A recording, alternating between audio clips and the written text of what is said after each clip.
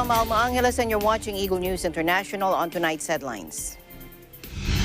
German Chancellor Olaf Scholz lands in Kiev on Monday before visiting Moscow to try to head off a very critical threat of a Russian invasion that would spark the worst crisis in Europe since the Cold War. Metro Manila will remain under alert level 2 until February 28, according to the Interagency Task Force, which also placed 7 areas under alert level 3 in Visayas and Mindanao. Portugal and Spain are experiencing some of the worst droughts in the last 20 years, according to climate scientists.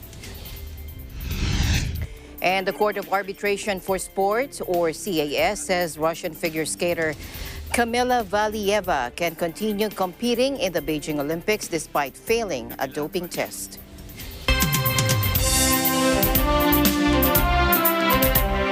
First in our news, German Chancellor Olaf Scholz landed in Kiev on Monday before visiting Moscow to try to head off a very critical threat of a Russian invasion that would spark the worst crisis in Europe since the Cold War. Scholz also tweeted before flying to Kiev that Germany was demanding immediate signs of de-escalation from Russia.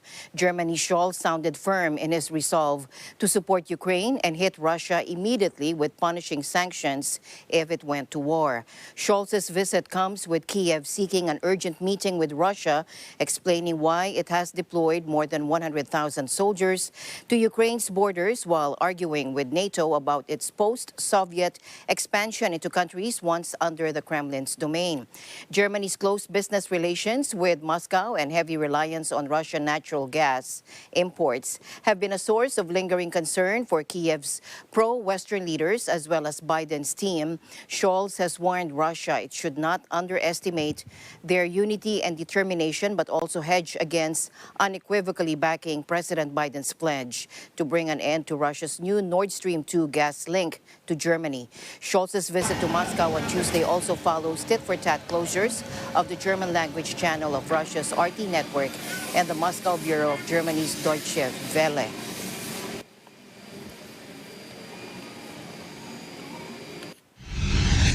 Meanwhile, the White House said U.S. President Joe Biden and Ukrainian leader Volodymyr Zelensky agreed in a call on Sunday on the importance of continuing to pursue diplomacy and deterrence.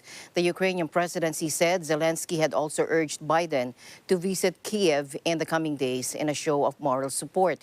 The White House made no mention of the invitation in its readout of the 50-minute call. It said President Biden reaffirmed the commitment of the U.S.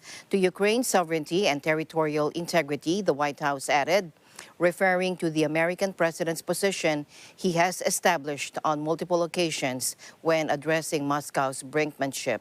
The U.S. on Saturday ordered all non-emergency staff to leave its embassy in Kiev.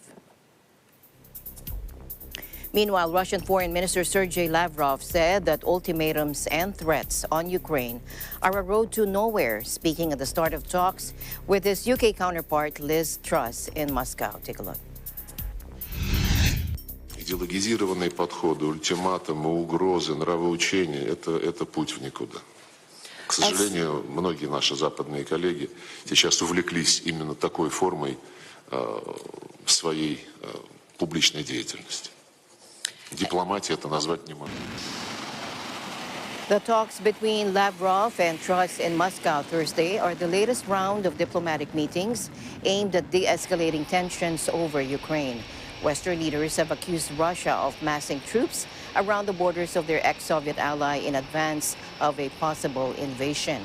Lavrov accused diplomats in European capitals and Washington of increasingly using threats and ultimatums with Russia and said the approach was undiplomatic.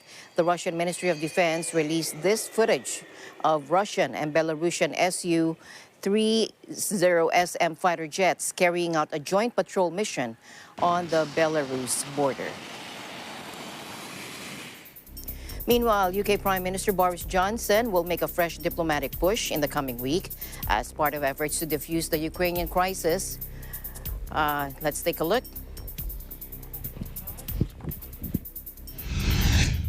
Earlier in comments published in the Sunday Times newspaper, Britain's Boris Johnson's Defence Minister Ben Wallace suggested some Western countries were not being tough enough with Moscow.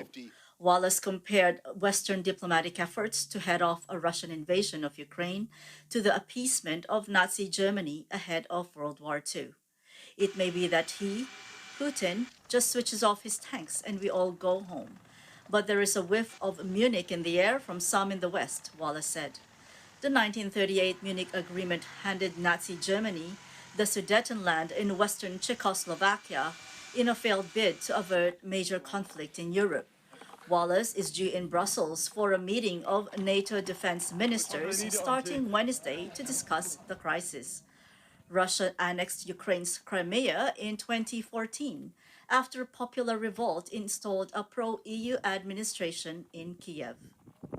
Reporting from London, United Kingdom, I'm Love Ann Season, and we live in interesting times.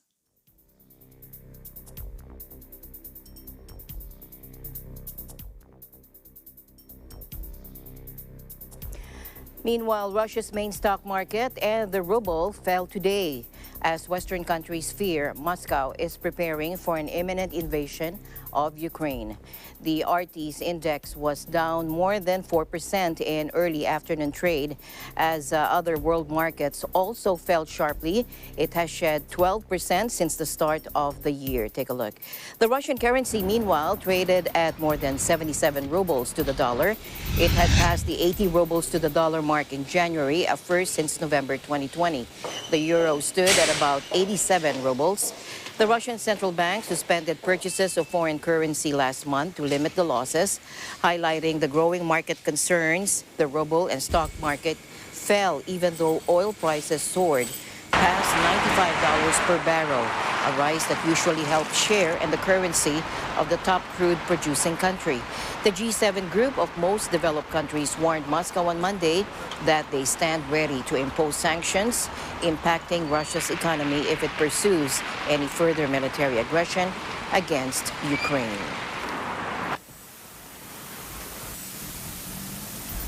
Meanwhile, global equities also dived Monday after the U.S. warned that Russia could attack Ukraine within days, while oil briefly hit 8-year peaks on fears of a conflict that would hit supplies. Frankfurt and Paris stock markets each sank by as much as 3.5% in late morning deals, while London lost more than 2.2% at one stage. Asia also nursed heavy losses, mirroring Wall Street's sharp sell-off on Friday. World oil prices paused after earlier striking their highest levels since 2014 on deepening worries of a conflict sparked by key crude producer Russia. In earlier Asian deals, Brent had climbed as high as $96.16 and WTI crude to $94.94 per barrel, stoking renewed concern over elevated inflation. Russia is the world's second largest exporter of crude oil and the largest exporter of natural gas, noted Commerzbank analyst Carsten Fritsch. If Russia invades Ukraine, crude oil and natural gas prices can be expected to surge significantly. In this case, Brent would probably exceed $100 per barrel. Owanda analyst Craig Erlam told AFP that in the face of uncertainty, investors are dumping riskier assets like equities, while key Russian exports, including also gas, have well been supported. To other news now, a major U.S.-Canada border crossing reopened late Sunday, almost a week after it was forced shut by truck driver-led protests against coronavirus restrictions, prompting police to quell the demonstration with a series of arrests. The Ambassador Bridge is now fully open again, once again allowing the free flow of commerce between the Canadian and U.S. economies, according to the Detroit International Bridge Company in a statement. In a tweet, Canadian Border Services confirmed the reopening but said non-essential travel is not advised. Police had begun clearing the bridge to the U.S. city of Detroit on Saturday, successfully removing trucks from one major intersection. But some demonstrators remained, extending the protracted standoff and preventing traffic from flowing. By Sunday, police said between 25 and 30 protesters had been arrested. The blockading of the Ambassador Bridge, which handles an estimated 25% of trade between the two countries, had disrupted business in the world's largest economy and forced automakers in both the U.S. US and Canada to halt or scale back production. The demonstrations, which have also paralyzed the Canadian capital, Ottawa, have sparked similar movements in France, the Netherlands, Switzerland, Australia, and New Zealand. And some US truckers are considering a protest for March. Meanwhile, Belgian authorities said Monday they had intercepted 30 vehicles as police scrambled to stop a Canadian-style protest convoy against COVID regulations from reaching Brussels. Demonstrators in the self-proclaimed Freedom Convoy were seeking to head north to the seat of the European Union in defiance of a Belgian ban after a weekend trying to block traffic in France. Brussels Mayor Philippe Clos told local RTBF radio that a total of 400 to 500 cars and vans had been spotted en route for the Belgian capital. In an effort to stop protesters circumventing checks, police also closed part of a major motorway heading to the city from the east. The self-proclaimed Freedom Convoy is one of several worldwide inspired by a trucker standoff with authorities in Canada. Meanwhile, Metro Manila will remain under Alert Level 2 until February 28, according to the Interagency Task Force, which also placed 7 areas under Alert Level 3 in Visayas and Mindanao. The IATF also placed several areas under Alert Level 2 in Luzon, Visayas, and Mindanao. Now, the new alert level classifications for the rest of the country that would take effect from the 16th of February to the 28th was announced today. Take a look. Now, Alert Level 3 from February 16 to the 28th, Iloilo City, Iloilo Province, and Guimaras in Region 6, Zamboanga City in Region 8, or 9 rather, Davao de Oro and Davao Occidental in Region 11 and South Cotabato in Region 12. 2 other areas in Luzon under Alert Level 2 from February 16 to the 28th are Abra, Apayao, Baguio City, Benguet, Ifugao, Kalinga, and Mountain Province in the Cordillera Administrative Region. Dagupan City, Ilocos Norte, Ilocos Sur, La Union, and Pangasinan in Region 1. Batanes City of Santiago, Cagayan, Isabela, Nueva Ecija, and Quirino. Bulacan, Angeles City, Aurora, Bataan, Nueva Ecija, Olongapo City, Pampanga, Tarlac, and Zambales. Cavite, Rizal, Batangas, Laguna, Lucena City, and Quezon Province. Marinduque, Occidental Mindoro, Oriental Mindoro, Palawan, Puerto Princesa City, and Romblon. Albay, Camarines Sur, Camarines Norte, Catanduanes, Masbate, Naga City, and Sorsogon. In the Visayas, the areas under Alert Level 3 from the same dates are the following, which is Aklan, Antique, Bacolod City, Capiz, and Negros Occidental, Cebu City, Lapu-Lapu City, Mandaue, Bohol, Cebu, Negros Oriental, and Siquijor. And Ormoc City, Tacloban City, Eastern Samar, Leyte, Northern Samar, Western Samar, Biliran, and Southern Leyte. In Mindanao, the following areas are likewise under Alert Level 2 for the same period. The city of Isabela, Zamboanga del Sur, Zamboanga del Norte, and Zamboanga Sibugay, Bukidnon, Cagayan de Oro City, Camiguin, Iligan City, Lanao del Norte, Misamis Occidental, and Misamis Oriental, Davao City, Davao del Sur, Davao del Norte, and Davao Oriental, General Santos City, North Cotabato, Sarangani, and Sultan Kudarat,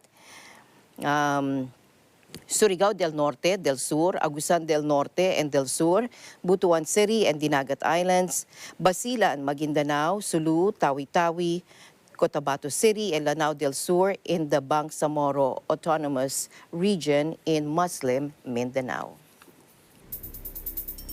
Meanwhile, the Department of Health today reported 2,730 new cases of COVID-19, the lowest number of daily cases so far for this year. Now, this is the first time in over a month that daily COVID cases are below the 3,000 mark since the 2,961 cases recorded on December 31. In a report by the DOH based on its feasibility analysis of syndromic surveillance using spatio-temporal epidemiological modeler for early detection of diseases or FASTER online hub, it said the number of daily cases could further drop to 2,100 by mid-March if minimum public health standards are strictly enforced. The DOH said if compliance with these standards decreases, cases are expected to go back to an increasing trend. Meanwhile, Malacanang on Monday said the Interagency Task Force for the Management of Emerging Infectious Diseases approved an earlier recommendation for recognition of the national COVID vaccination certificates of Malaysia and the Republic of Ireland.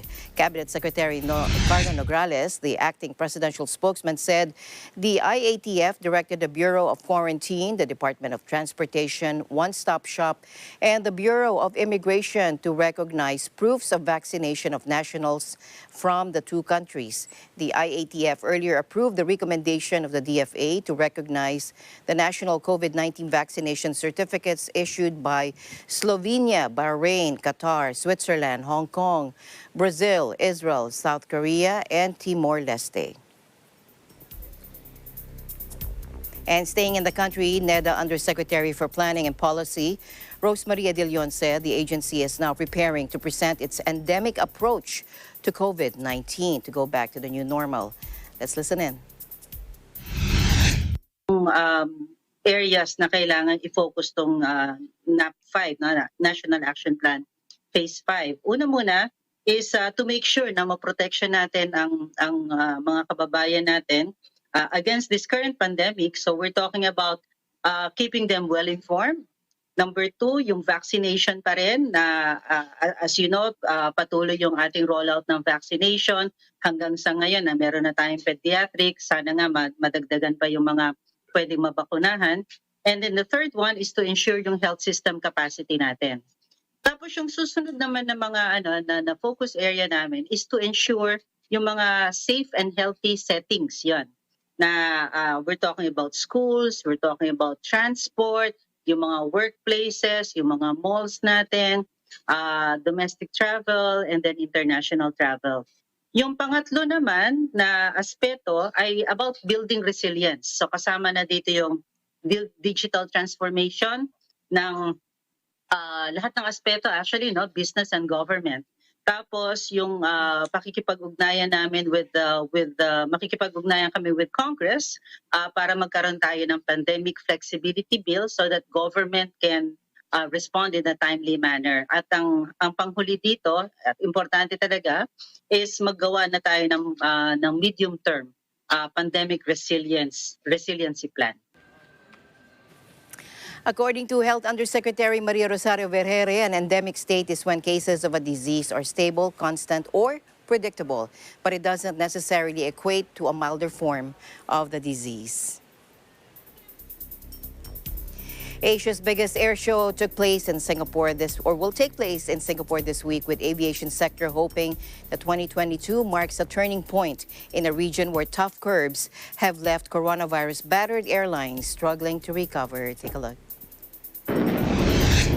So we all know in this current environment, yes, the attendance will surely be lower. I think that's all of us will expect that.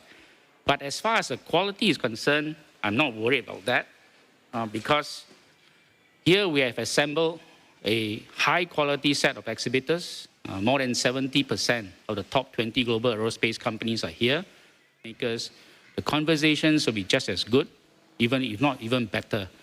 Because right now, where we are starting to see green shoots in the industry, right, passenger travel numbers are up, flight frequencies are up. I think we can all sense the pent-up demand for travel. We also can see and sense the optimism. So I think it's even more important, more imperative that we set the platform of Singapore Air Show now to allow all these decision makers and top industry makers to come, have discussions around them and how we can navigate our way out of this pandemic. The event, which takes place every 2 years and kicks off on Tuesday, brings together hundreds of airlines, plane manufacturers, and other industry players to display their latest equipment, network, and strike deals. But the pandemic, which has been the biggest crisis to ever strike the sector, will cast a long shadow, with industry leaders focused on the question of whether air travel will finally pick up in the Asia Pacific.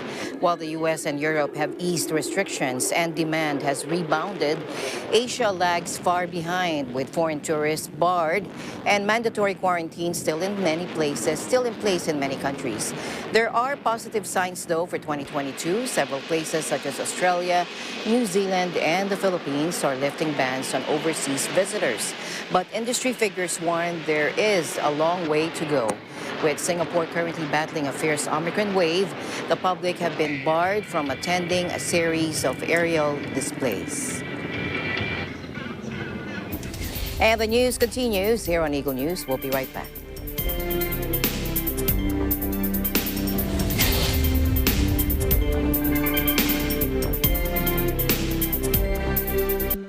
Alam namin ang iyong pagsisikap. Dama namin ang iyong mga sakripisyo. Kita namin ang pagharap mo sa bawat pagsubok. Kaya sa kabila ng mga hamon ng buhay, nandito kami para umalalay. Kasi katulad mo, gusto rin namin ang magandang bukas para sa kanya. Hatid namin ang dekalidad na edukasyon at makabagong pasilidad sa abot kayang halaga. Kaya huwag ka na mangamba. Sasamahan ka namin tuparin ang mga pangarap niya.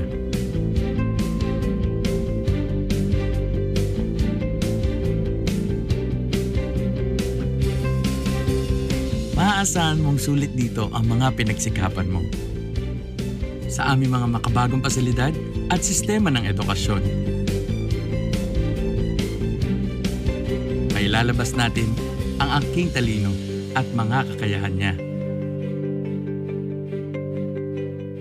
Kahit sa munting halaga, makakasiguro ka na makakasabay siya sa mabilis na pag-ikot ng mundo. Sa New Era, karamay mo kami sa bawat hamon. Kaagapay mo kami sa bawat hakbang. Kasama mo kami sa bawat ngiti at tagumpay.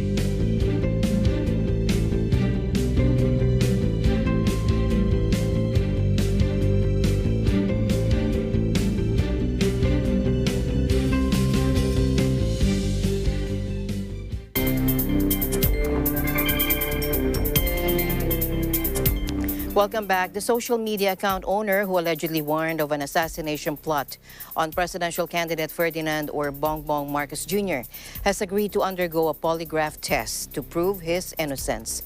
Suspect Roel Bong Ricafort has turned over his mobile phone for forensic examination, according to the National Bureau of Investigation Cybercrime Division Chief Victor Lorenzo today. Ricafort surrendered to the NBI Anti-Organized and Transnational Crime Division on February 9, but he claimed his account on the video platform TikTok was accessed without his knowledge.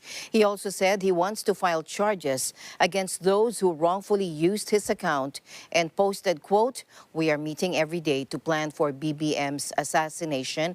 Get ready," unquote. That was last month. And despite the threat, Marcos and his running mate, Davao City Mayor Sara Duterte, continue to go around the country for their campaign sorties, which started in a kickoff rally at the Philippine Arena in Bulacan on February 8.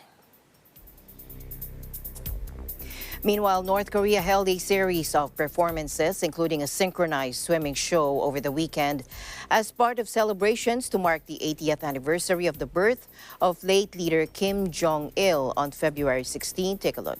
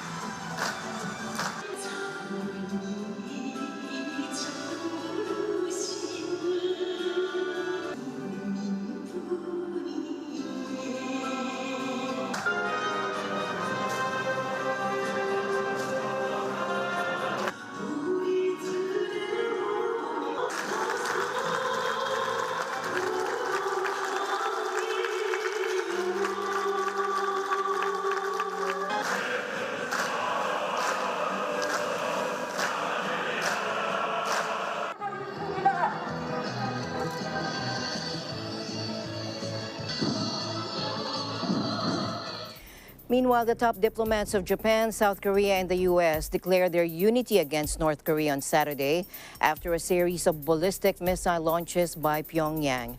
After a day of meetings in Honolulu, U.S. Secretary of State Antony Blinken, South Korean Foreign Minister Chung Wi-yong, and Japanese Foreign Minister Hayashi Yoshimasa condemned the series of 7 launches as destabilizing in a joint statement. First, let's listen in. It is clear to all of us that the DPRK is in a phase of provocation. We condemn the recent missile launches, violations of UN Security Council resolutions. We will continue to hold the DPRK accountable. We discussed ways that we can deepen trilateral cooperation to deter the DPRK, limit the reach of its most dangerous weapons, defend against its provocations or use of force, and above all, keep the American, Japanese, and Korean people safe. I want to underscore, we have no hostile intent toward the DPRK. We remain open to dialogue without preconditions if Pyongyang chooses that path. The 3 diplomats reiterated their commitment to the denuclearization of the entire Korean peninsula and readiness to resume talks with Pyongyang, which hasn't responded to overtures from the administration of U.S. President Joe Biden in the past year. In other news, Israeli forces shot dead a Palestinian teenager in West Bank clashes during what the army on Monday described as an operation to demolish the home of a suspected terrorist. The Palestinian Health Ministry identified the youth as Mohammed Abu Salah, 17, who was killed after Israeli forces late Sunday entered the village of Silat al-Haritiyah near the flashpoint town of Jenin in the occupied West Bank. Salah's mother, Rafika Abu Saleh, told AFP that when her son left their home in the nearby village of Al-Yamun, he said he was going to a wedding party, but in fact went to the scene of the clashes where he was shot in the head. Soldiers and border police had entered the village to demolish the floor of the residence in which the terrorist Mohammed Jaradat resided, according to the army in a statement. Israel has blamed Jaradat and others for the fatal shooting of a Jewish settler in the illegal West Bank outpost of Homesh in December. Around 475,000 Jewish settlers live in the West Bank alongside some 2.9 million Palestinians in communities widely regarded as illegal under international law. Israeli Prime Minister Naftali Bennett is the former head of a settler lobbying council who opposes Palestinian statehood. He has ruled out any formal peace talks with Palestinians during his tenure, but said he will work to improve economic conditions in the West Bank, which Israel has occupied since the 1967 Six-Day War. Back to the UK, London Police Chief Cressida Dick has resigned, and trust in the Metropolitan Police was shaken by the abduction, rape, and murder of a woman named Sarah Everard by one of its officers last year. And more recently, revelations of a culture of bullying, racial discrimination, and misogyny has caused the London Mayor Sadiq Khan to lose confidence in her ability to lead. Janelle Ann Kasuga from our EBC UK Bureau reports.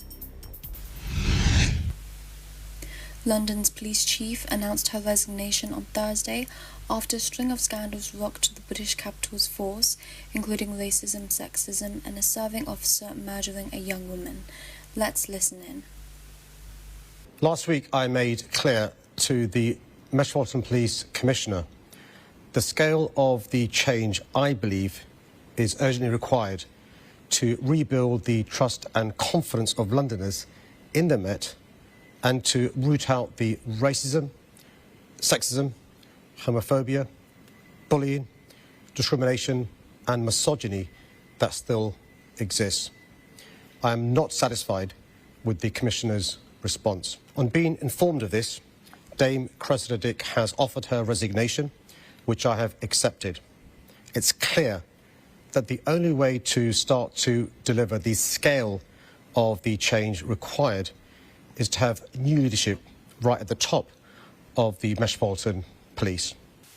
Cressida Dick, who became the first woman to head London's Metropolitan Police in 2017, said she had no choice but to step aside, after London Mayor Sadiq Khan said he no longer had confidence in her leadership. The Scotland Yard chief defended her role and the work of her service, concluding by thanking her fellow officers for the extraordinary efforts you make each and every day. She had been set to stay as head of the service until 2024. However, her sudden announcement comes as her police force investigates the Partygate scandal swirling around Prime Minister Boris Johnson over alleged parties held in breach of coronavirus restrictions. Dick said she would stay on for a short while to ensure the stability of the Met. The 61-year-old had long faced calls for resignation after high-profile scandals, including the rape and murder of Sarah Everard, who was kidnapped by then police officer Wayne Couzens in March of 2021. Dick has acknowledged that the case brought shame on the force. Couzens snatched the 33-year-old marketing executive after falsely arresting her for breach of coronavirus restrictions. He has been sentenced to spend the rest of his life in jail. Dick also faced criticisms over the police response during a vigil for Everard in a London park, when police scuffled with a predominantly female crowd and physically restrained demonstrators, arresting 4 people. Dick referred to the murder of Sarah Everard in her resignation statement, saying this and many other awful cases recently have, I know, damaged confidence in this fantastic police service. Khan said earlier this month he was utterly disgusted after an independent watchdog said London's police had sent each other shocking racist, sexist messages. Reporting from London, United Kingdom, I'm Janelle Kasuga. We live in interesting times.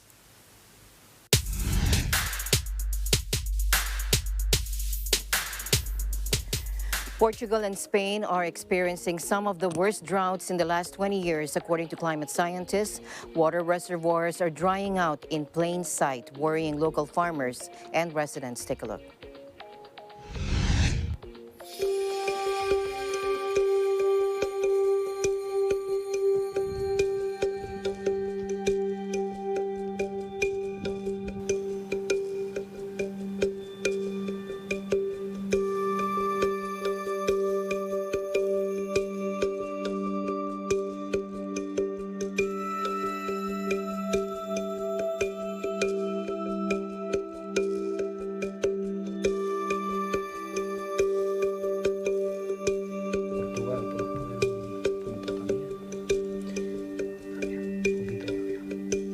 La cuenca del Guadalquivir, las cuencas del sur de Andalucía, están arrastrando ya un déficit importante en sus reservas. De hecho, el Guadalquivir no llega ni siquiera al 30%. Y también en el nordeste de la península ibérica, en la otra punta, en Cataluña, también los embalses están claramente por debajo de su capacidad.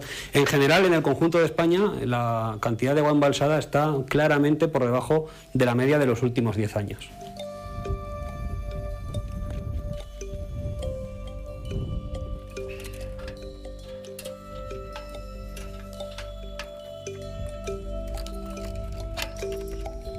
Está à vista, não há água e o pasto não medra. Tenho ali uma das partes do lado lá que é regada, além com bem, mas é regada uma vez por semana, ou assim, porque os nascentes estão fracos, muito fraquinhos.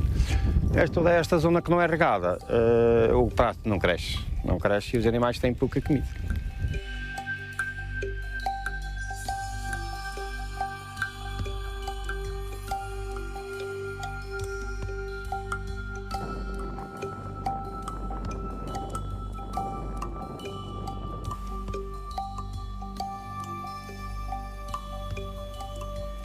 Venho aqui há mais de 30 anos, nunca vi.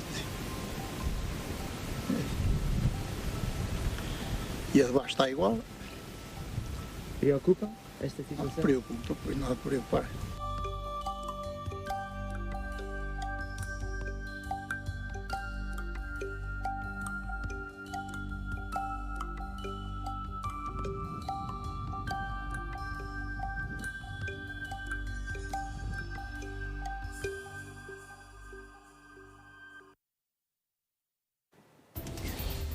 Meanwhile, Iglesia Ni Cristo members in Thailand held a coastal cleanup drive.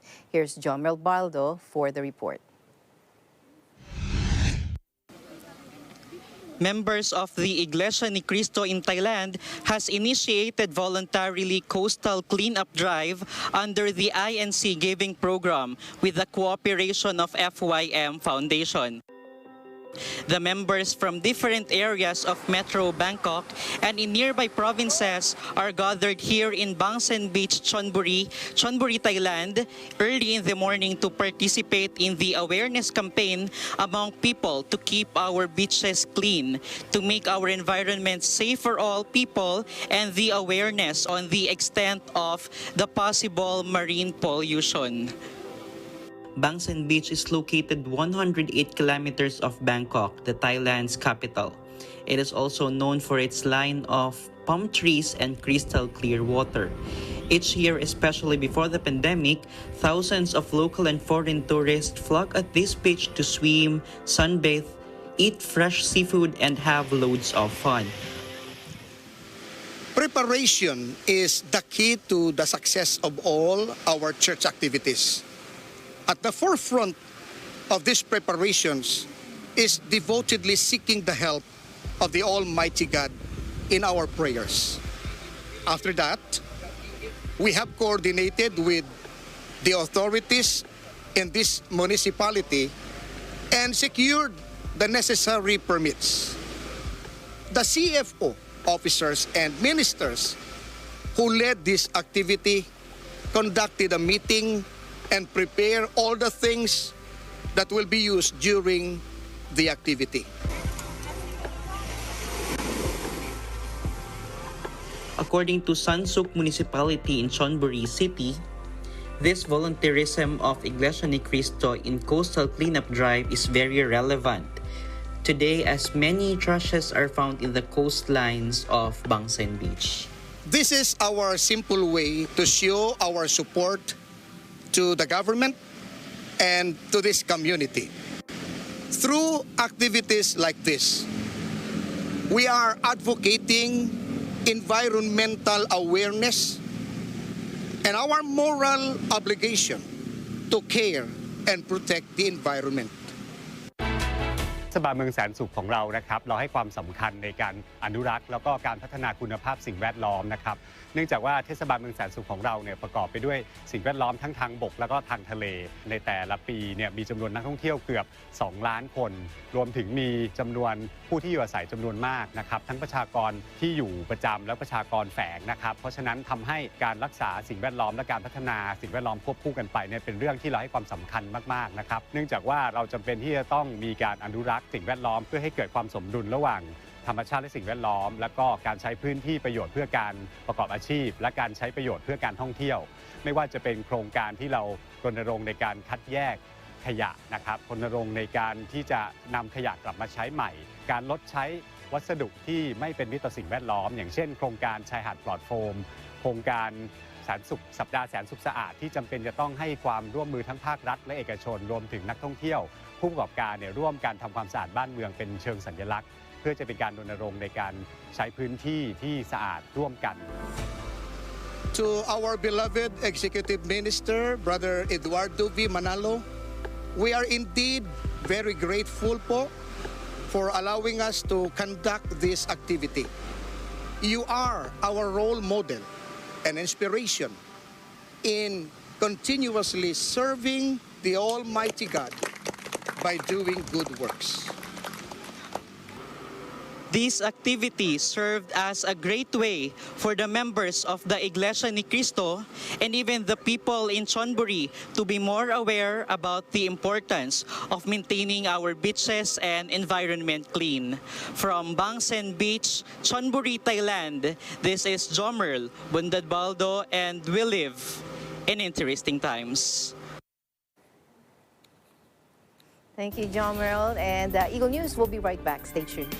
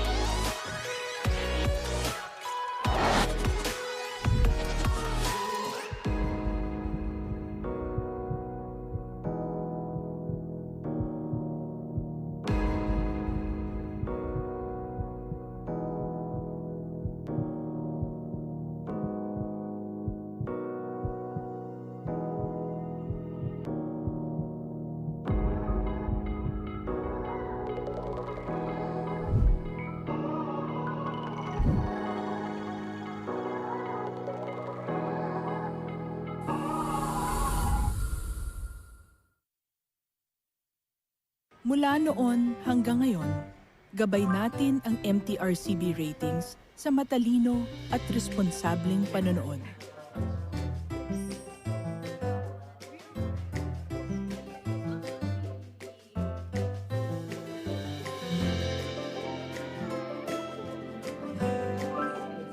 Sa tamang pagsunod sa MTRCB ratings, ginagawa nating ligtas at makabuluhan ang panonood ng bawat miyembro ng pamilyang Pilipino.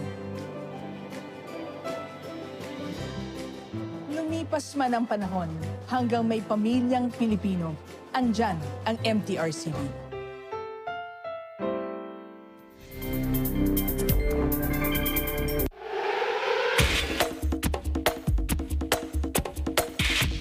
Welcome back. The Court of Arbitration for Sport, or CAS, says Russian figure skater Kamila Valieva can continue competing in the Beijing Olympics despite failing a doping test. Take a look. The Court of Arbitration for Sport, actually the ad hoc division of the court, has issued its decision in the procedures relating to the figure skater Kamila Valieva.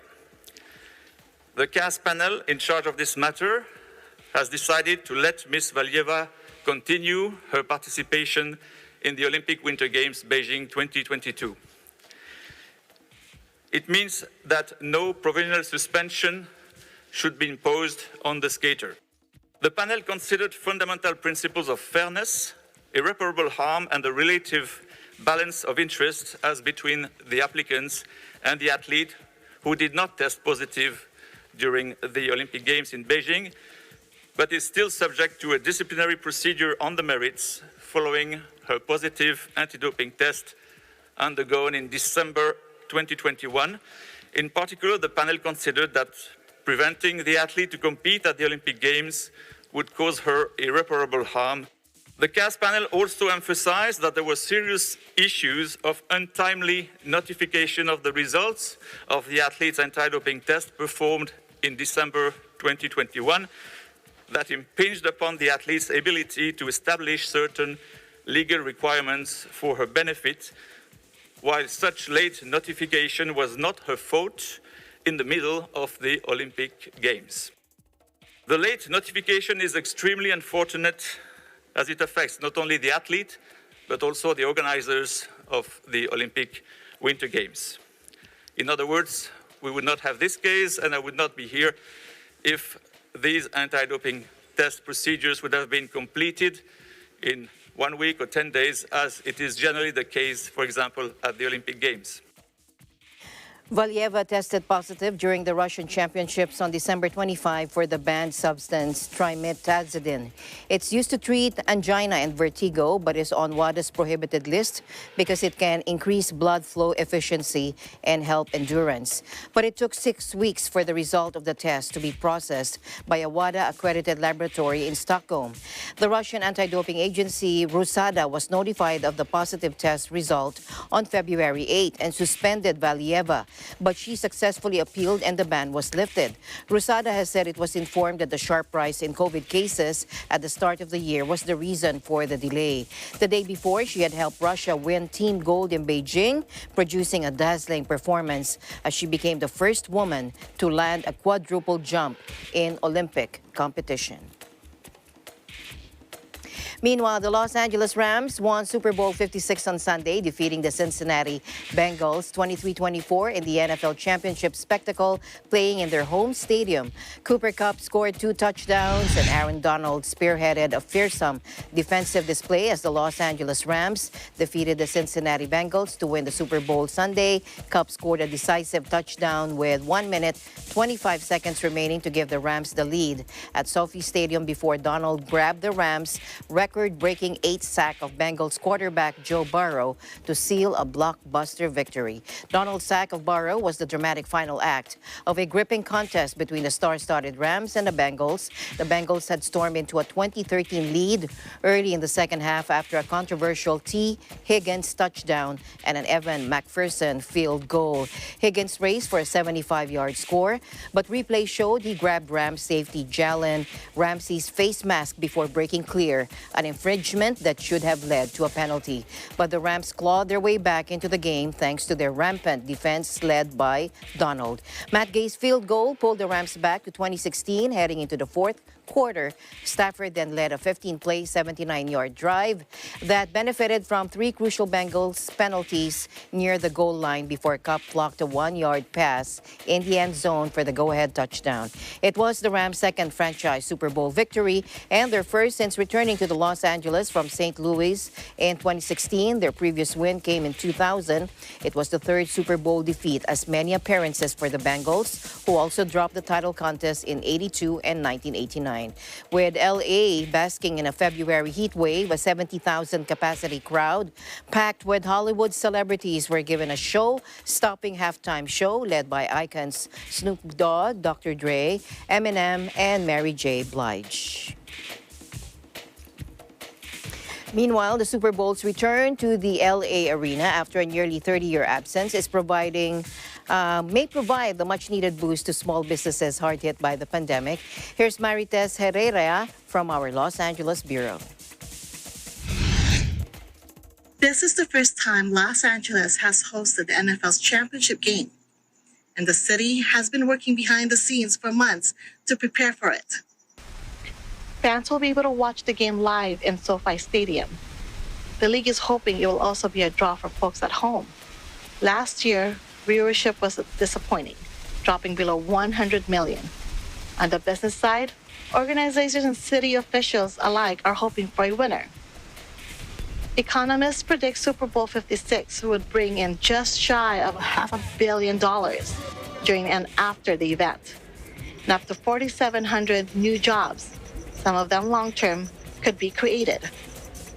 Most of these jobs will be in the hospitality, food services, and transportation sectors. For Los Angeles, which has been hard hit by the pandemic for the past 2 years, it could be a big economic shot in the arm. So where is this money coming from? Organizers expect the event will draw about 150,000 people. While they spend time here, visitors are expected to spend an average of $350 a night on accommodations and another $300 a day on things like food and football merchandise. Organizers admit COVID-19 has dampened enthusiasm for the event, and there are concerns about the amount of traffic that is likely to hit Los Angeles over the weekend, and as well as security and trash cleanup services.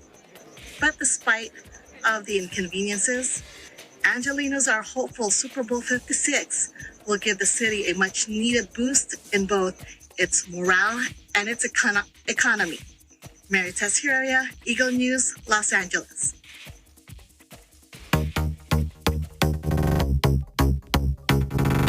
And finally, in our news, in Washington, the Japanese embassy opened the Ukiyo-e-inspired photo competition for the National Cherry Blossom Festival. Here's Arlene Ocampo. Arlene.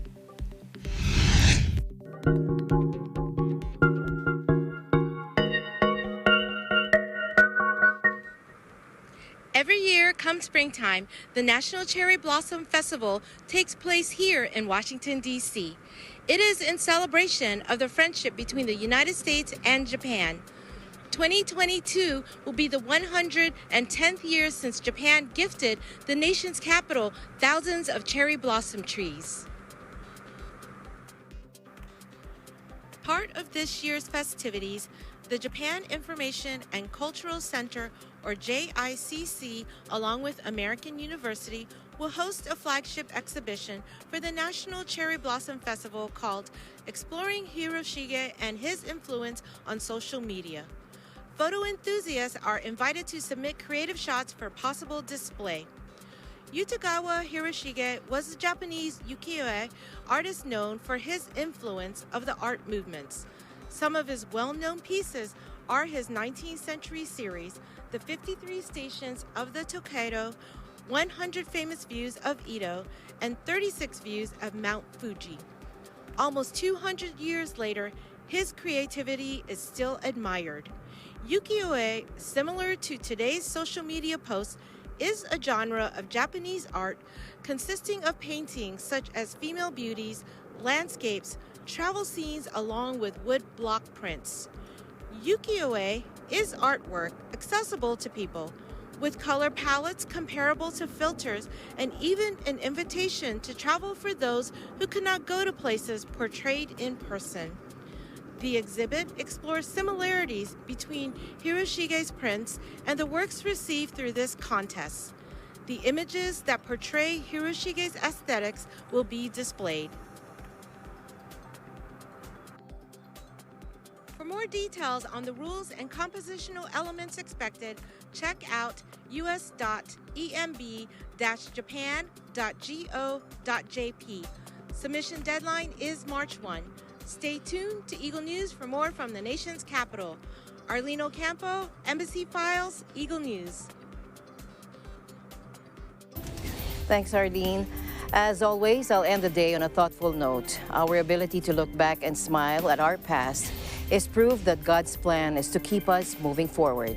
This has been Eagle News International. I'm Alma Angeles. Stay alert and stay informed because we live in interesting times. Good night.